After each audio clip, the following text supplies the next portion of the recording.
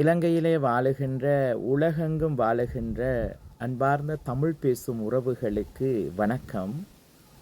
எல்லாரும் சுகமாக இருப்பீர்கள் என்று நினைக்கின்றேன். நாங்களும் சுகமாக இருக்கின்றோம்.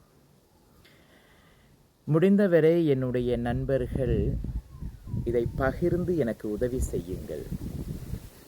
இந்த உதவியை விட வேறு எந்த உதவியும் நான் எதிர்பார்க்கவில்லை.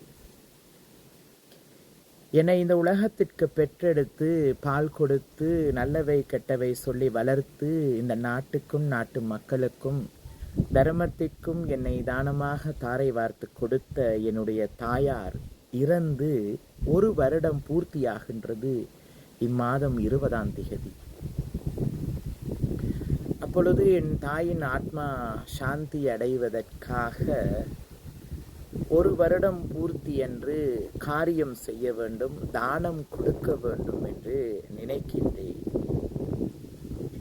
ஆனால் பணம் செலவழித்து செய்வதற்கு என்னிடம் பணம் இல்லை. காரணம், தொழில் ஒன்றும் இல்லை, மாதம் வருமானம் ஒன்றும் இல்லை. வாழ்க்கையில் துறவரம் சென்றேன். கௌதம் புத்த பகவான் கூறியிருக்கின்றால், துறவரம் சென்றாலும் தாய் தகப்பனுக்கு செய்ய வேண்டிய கடமைகளை சரியான முறையில் பூர்த்தி செய்ய வேண்டும். துறவரம் சென்றாலும் உங்கள் தாய் தந்தையருக்கு இறுதி மோட்சத்திற்கான தான தர்மங்கள் வழங்குவதை மக்கள் மத்தியில் சொல்லுங்கள், அவர்கள் உங்களுக்கு உதவி செய்வார்கள் என்று அன்றே கௌதம் புத்த பகவான் போதித்திருக்கின்றார். நாட்டுக்காகவும் நாட்டு மக்களுக்காகவும் உலக சாந்தி சமாதானத்திற்காகவும் இறுதி எங்களுடைய ஆத்மா விமோச்சனத்திற்காகவும் கிடைத்த இந்த அரிதான மனித வாழ்க்கையில் துறவரம் சென்றோம். ஆகையால் இலங்கையிலே வாழுகின்ற உலகெங்கும் வாழுகின்ற அன்பு உறவுகள், என் தாய் சுகமில்லாமல் இருக்கும் போது நான் ஒரு காணொளியை விட்டிருந்தேன். அப்பொழுது அதை பார்த்து பகிர்ந்து நிறைய உறவுகள் எனக்கு உதவி செய்தீர்கள். தாயுடைய மருத்துவ செலவுக்கும் தாயுடைய இறுதி சடங்குக்கும் உதவி செய்தீர்கள். மாபெரும் புண்ணியம். அந்த ஆசீர்வாதம் உங்களுக்கு எப்பவும் உண்டு. இப்பொழுதும் ஒரே ஒரு உதவியை மட்டும் என் சமூகத்திடம் நான் எதிர்பார்க்கின்றேன். என் தாயின் வருட பூர்த்திக்கு தானம் கொடுப்பதற்கு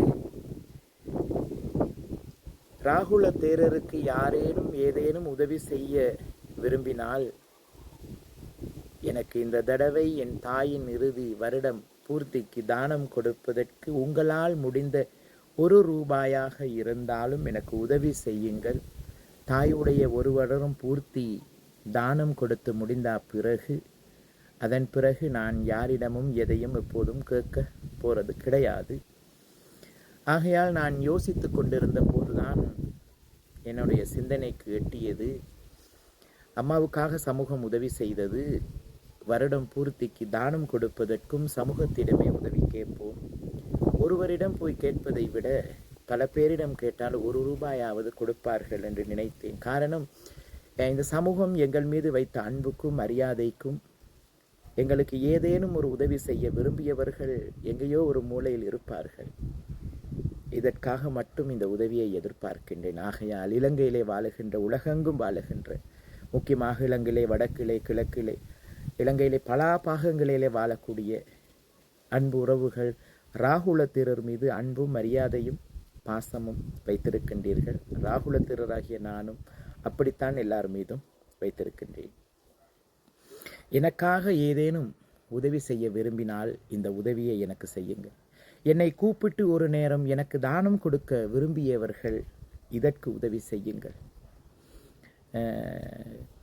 ஒரு 500 பேருக்கு பகல் தானம் கொடுக்கலாம் என்று நினைக்கின்றேன்.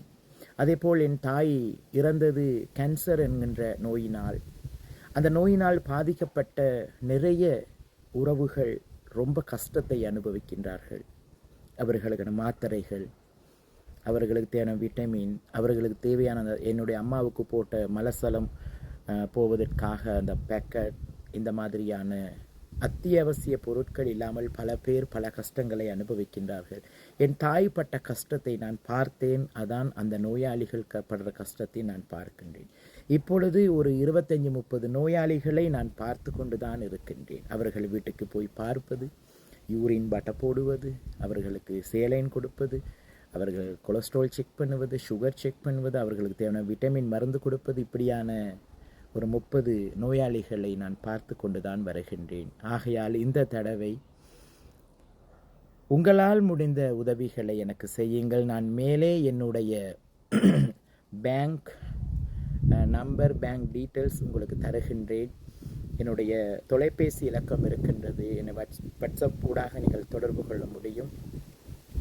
உங்களிடம் இருந்து நான் எதிர்பார்ப்பது ஒன்றேதான், உங்களுடைய நண்பனாக, உங்களுடைய சகோதரனாக, உங்களுடைய தாய்க்கு செய்யக்கூடிய வருட பூர்த்தி தானமாக நினைத்து எனக்கு இந்த உதவியை செய்யுங்கள்.